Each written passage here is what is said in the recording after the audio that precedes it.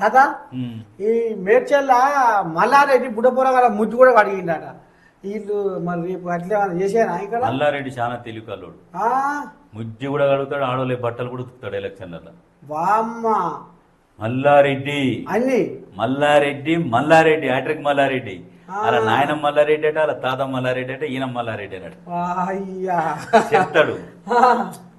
కానీ మల్లారెడ్డి సోషల్ మీడియాలో ఎప్పుడు నువ్వు కామెడీ చేసుకుంటానన్నా కనపడతాడు. కాదే ఇప్పుడు జనం ఏమనుకుంటున్నారు ఇంట్లో అదే పని, బయట అదే పని, ఆఖరికి అసెంబ్లీలో అదే పని. ఈ అంతా ఈ పొదువుని ముచ్చట్లు ఉన్నాయి కానీ అక్కడికి వచ్చే ముచ్చట్లు లేవు అనే కాడికి వచ్చింది. అభివృద్ధి లేదు. కాకపోతే ఏం చేస్తారంటే ఆయన మాట్లాడుతుంటే చూసి నవ్వుకుంటారు, సంతోషపడతారు. నమ్మింది అంతవరకే, ఏది లేదు. కాకపోతే పైసలు ఉన్నాయి, పైసలు ఖర్చు పెడతారు. జనాలు తిడతారు. అసెంబ్లీలో కూడా ఎట్లా మాట్లాడతాడు చూసినావుగా, అధ్యక్ష కష్టపడ్డ అధ్యక్ష ఇక్కడ అధ్యక్ష అంటాడు. నేను మసమసాని రెక్కలు ముక్కలు చేసుకొని కన్న కష్టం చేసిన అధ్యక్ష, ఇవాళ నేను కాలేజీని కట్టిన అధ్యక్ష, నేను ఇవాళ హాస్పిటల్ కట్టిన అధ్యక్ష. మొన్న అంటలేడు యూపీలో కూడా ఇప్పుడు ఆయనది సామ్రాజ్యం విస్తరిస్తున్నట. యూపీ ఢిల్లీలో కూడా కాలేజీలు పెడుతున్నట, మొత్తం చేస్తున్నట్టు. నేను కట్టబడ్డ భూముల కబ్జా పెట్టిన అధ్యక్ష, నేను కట్టబడ్డ చెరువులలో ఉన్న భూములలో కూడా నేను కాలేజీలు కట్టిన అధ్యక్ష. మొన్న తొవ్వ కూడా కబ్జా చేస్తే హైదరాబాద్ కొట్టింది, పడేసింది. కానీ నేను చెప్పాను ఒకటి, ఇప్పుడు శివంటాడు డబ్బు ఎప్పుడు ఉండదు తాత, నువ్వు ఏమన్నాను మల్లారెడ్డి తాను ఉంటుందిగా. మరి అదే ఇది ఎట్లా సాధ్యమవుతుంది అనేది మరి ఆ భగవంతుడికే తెలియాలి. రాజకీయ నాయకుల దగ్గర మొత్తం చెమటాడు అని డబ్బే, అందరి దగ్గర ఎట్లా నిలుస్తుంది? మరి పోతుంది, ఉండదు, పోతుంది. చూడాలి మరి ఎన్నేళ్ళైనా పోతలేదు. ఇప్పుడు జగన్ దగ్గర ఉన్నది చెమటాడు అని సొమ్మే కదా. నేను చెప్పనా, అద్రగానంగా మంది సొమ్ము దోసుకొని దాచుకొని తిన్నోడు ఎన్నడూ బాగుపడాడు. ఇప్పుడు ఉదాహరణకు చంద్రబాబు నాయుడు దగ్గర కూడా చెమట బయటికి రాకుండా సంపాదించిన సొమ్మే ఆయన దగ్గర ఉన్నది, జగన్ దగ్గర ఉన్నది అదే సొమ్ము. ఈ రాజకీయ నాయకులు, మంత్రులు కూడా, మిగతా వాళ్ళు కూడా, కొంతమంది ఏం లేనోళ్ళు కూడా ఇలా 100,000 ఎకరాలు సంపాదించుకొని కూడా నికర ఆస్తులు, డబ్బులు, బంగారము, స్విస్ బ్యాంకులలో నిల్వలు, మళ్ళా పెట్టుబడులు రకరకాలుగా సంపాదించుకోరు. మరి వీళ్ళందరికీ ఏమి ఎందుకైతే లేదు? అందుకనే మనం మన తాత న్యూస్, జీ న్యూస్ స్టూడియో నుంచి ఆ భగవంతుని పద్ధతి పడతాం. ఏమని? భగవంత ఈ లోకములో అధర్మము విచ్చలవిడిగా పెరిగిపోతున్నప్పుడు, ఎచ్చు మీరుతున్నప్పుడు, ధర్మము అంతరించిపోతున్నప్పుడు, నీకు నువ్వే సాకార రూపమున ఈ లోకమున అవతరిస్తావు కదా భగవంతా.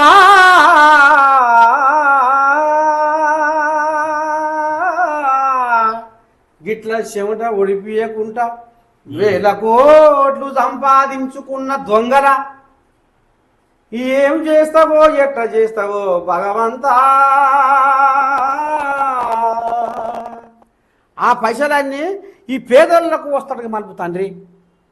వాళ్ళు రోజు ఒక్కొక్క పేదవాడికి రోజు 10,000 లెక్క ఇచ్చినా కానీ ఒడువని మూట సంపాదన దాచిపెట్టుకుంటారట. నిజమా కాదా ఈ మాట? రాష్ట్రంలో నిత్యావసర వస్తువులు ఆకాశానికి తగిలితే ఏంది, ఆకాశంలో పోయి ఉంటేంది, వాళ్ళకి ఏమున్నా పరగబడదు. వాళ్ళకు ఎట్టయినా తింటారు, అదే రాయబోయినవే తింటారు వాళ్ళు. నువ్వు నూనె ఇప్పుడు 1,000 రూపాయలు లీటర్ అయినా కొనుక్కొని తాగుతారు, 5,000 లీటర్ అయినా కొనుక్కొని తాగుతారు. పప్పు 1,000 రూపాయలు కాదు 10,000 అయినా కొనుక్కొని వాళ్ళు తినగలుగుతారు, ఎందుకంటే వాళ్ళ దగ్గర అంత సంపాదన ఉన్నది. అట్లా కొన్ని దేశాలు ఇట్లనే అలవాటు పడి దేశాన్ని నాగం చేస్తే కరెన్సీని రోడ్ల మీద వారబోస్తారు, ఏం చేస్తలేరు. ఒక బ్రెడ్ ముక్క కోసం వ్యభిచారం చేస్తున్నారు. వెనిజులా దేశం సంపన్న దేశాలల్లో టాప్ 10 లిస్టులో ఉండే ఒకడు రాజకీయం అధికారం కోసం కకృతి పడి ఇది ఫ్రీ అది ఫ్రీ ఇస్తా అని ఇచ్చడు స్టార్ట్ చేసినాడు. ఇచ్చినాక లాస్ట్కు రాష్ట్రం దగ్గర దేశం దగ్గర బడ్జెట్ లేకుండా పోయి ఒకడు పని చేయకుండా కూర్చున్నారు. అన్ని ఫ్రీగా ఇచ్చినాక ఇట్లా వండుకొని తినడం మొదలుపెట్టాడు. లాస్ట్కి వచ్చేసరికి ఒకడు పని చేయకపోయేసరికి అక్కడ అసలు ఏమీ లేదు, మొన్న ఒక ఘోరమైన ఆర్టికల్ వచ్చింది. ఒక బ్రెడ్ ముక్క కోసం ఒక 13 ఏళ్ళ అమ్మాయి వ్యభిచారానికి రోడ్డు మీద రెడీగా కూర్చున్నాను. చూసుకో అంటే ఉచిత పథకాలు ఎంత ప్రమాదం అనేది ఆలోచన చేసుకోవాలి ప్రజలు. ఒక్కటి తాత, ఇప్పుడు ఎవరైనా ఏ గవర్నమెంట్ అయినా ఏ పార్టీ అయినా ఎవరైనా ఇప్పుడు ఈ నాయకులు దాచుకునే పైకే ఉంది కదా, ఉచిత పథకాలు అంటారు కదా, మీ ఆ పథకాల పేరు మీద ఈ నాయకులు అన్ని పార్టీల లీడర్లు నాయకులు ఎవరెవరైతే పదవులు చేసిర్రో ఆ పదవులు చేసిన వాళ్ళు పేదోళ్లకు ఇగో గింత రెక్కన అని మీ నియోజకవర్గం ఉన్నాయి. ఇగో ఈయన ఎమ్మెల్యే చేసాడు, ఈయన మాజీ ఎమ్మెల్యే, ఈయన ఎమ్మెల్యే, ఈయన మినిస్టరు. ఎందుకంటే చేసిన దగ్గర పక్కా వాళ్ళు దోసుకొని తింటారు, అంతేనా కదా, అదంతా జనాల సొమ్మే కదా. ఆ జనాలకే మళ్ళీ ఇది పంచిపెట్టే బాగుంటుంది తాత. కానీ పంచరు.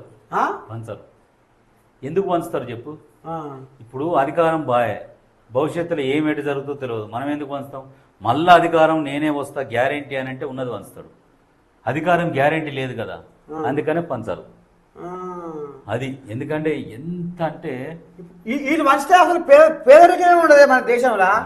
రాష్ట్రం అప్పు అనేది ఒక బీఆర్ఎస్ పార్టీ తలుచుకుంటే ఈ రాష్ట్రం అప్పు 1 గంటలో తీర్చేస్తుంది.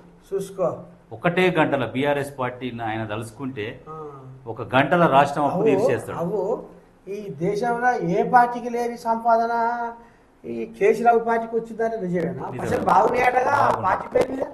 బాగున్నాయి, అందరూ జగన్ అన్నారు. అప్పుడు ఒక టాక్ 1,00,000 కోట్లు మింగిండు, 1,00,000 కోట్లు మింగిండు అనేసారు. కానీ ఇప్పుడు కేసీఆర్ దగ్గర 1,00,000 కాదు, 1,00,000 నథింగ్. జగన్ అనేటోడు కేసీఆర్ ముందర వేస్ట్ ఇటుకతో సమానం. ఇప్పుడు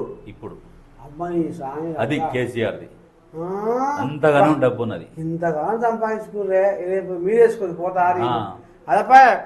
పేదోళ్ళకు మంచి పెడితే ఎన్ని తీర్లు చేస్తారు, ఎన్ని తీర్లు చేసినా దేవుడు అని గుణం ఉండాలి నీకు. నీ దగ్గర ఎంత ఉంటే ఏం లాభం? పంచే గుణం ఉండాలి తాత. పాలాభిషేకం చేస్తారు, పూలాభిషేకం చేస్తారు, ఆయన నైవేద్యం పెట్టి కొబ్బరికాయ కొట్టి దేవుడు అని మొక్కుతారు జనాలు. బర్త్డేకు మొన్న కేసీఆర్ బర్త్డేకు గేట్లు తీసి లోపలి పిలిపించి అందరిని తోలుకొని వచ్చి లైన్ కట్టించి కేసీఆర్ని కల్పిస్తున్నారు. ఎందుకు ఈ బాధ, ఎందుకు ఈ కర్మ వచ్చింది? నువ్వు 10 ఏళ్ళు అధికారంలో ఉన్నప్పుడు ఏ ఒక్కరోజన్నా సార్ మేము కలుస్తామంటే కూడా ఎమ్మెల్యేలకే నువ్వు టైం ఇవ్వలేనువి, మంత్రులకు ఎమ్మెల్యేలకు ఇవాళ కార్యకర్తలను పిలిపించుకుంటున్నావు దగ్గర కంటే. ఎంత నీచ స్థితికి దిగజారిపోయినావు. కాలము ఎట్లా చూపిస్తుందంటే అన్నిటికంటే శక్తివంతమైనది ప్రకృతి, కాలం. ఆ కాలము నిన్ను కాలగర్భంలో కలిపింది కాబట్టి ఇవాళ కూర్చొని ఇవాళ అడుక్కుంటున్నావు ప్రజలని, రండి నన్ను కలవండి అని మనసులను పెట్టి పిలిపించుకొని మనసులతో కల్పించుకుంటున్నావు. దానికి పాటలు పెట్టుకొని సోషల్ మీడియాలో అప్లోడ్ చేసుకుంటున్నావు. నువ్వు కలవాలనే నీకు చిత్తశుద్ధి ఉంటే మీటింగ్లలో పోయి జనాలను కలువు. ఊరికి ఒకసారి ఆ ఊరికి ఈ ఊరికి పోయి నువ్వు కలుస్తుండు. అది నువ్వు కూర్చున్న దగ్గర పిలిపించుకున్నావు అంటే నీ అహంకారం అక్కడనే అర్థమవుతుంది. మొత్తానికైతే బాగానే కూడబెట్టినట్టు ఘోరంగా 10 ఏళ్ల పొద్దులో దోసుకొని దాసుకున్న పైకమంతా ఏడదాస్తివి కేసీరావు. గాలినే గోడగా మేఘాలే మేడగా నీలమ్మ ఒడిలోన గూడేసిన పేదలు ఇంకా నిరుపేదలైతుండ్రు కేసీరావు. దేశంలో ఏ పార్టీల కాడలేని పైకము నీ పార్టీ ఖాతాలో ఉన్నదాట. మనం కూడా ఆయన మీద ఎందుకు ఏడుచుడు, ఎంతో సంపాదించుకొని దరిద్రం పేదోళ్ళకన్నా సాయం చేస్తే కనీసం సంతోషపడతాం. నువ్వేర్చు నేర్చు కాదు లోకం అనుకుంటున్నారు, లోకం అంతా అనుకుంటున్నారు. అన్నా కానీ వాళ్ళు కనీసం బర్త్డే రోజు కనీసం వికలాంగుల కన్నా పిలిచి ఈ మనిషికి 10,000 ఇస్తే అరే నీ అమ్మ కేసీఆర్ ఇట్లా దానం చేసిండు ఈ 10 మందికి బర్త్డే రోజు. అసలు ఏం లేనోడు కూడా బర్త్డే పోయి అనాథాశ్రమం పోయి అందరికి అన్నం పెట్టారు. అది కూడా దిక్కులేదు. 1,00,000 కోట్లు సంపాదించి మీదేసుకొని పోతావా? పోయేనాడు పేరు రావాలంటే జనాలలో నీ పేరు బతకాలంటే నువ్వు చేసిన సేవలే నీ పేరు బతికిస్తే కానీ నువ్వు చేసింది ఏమి లేదు కాబట్టి ఏం బతికేది.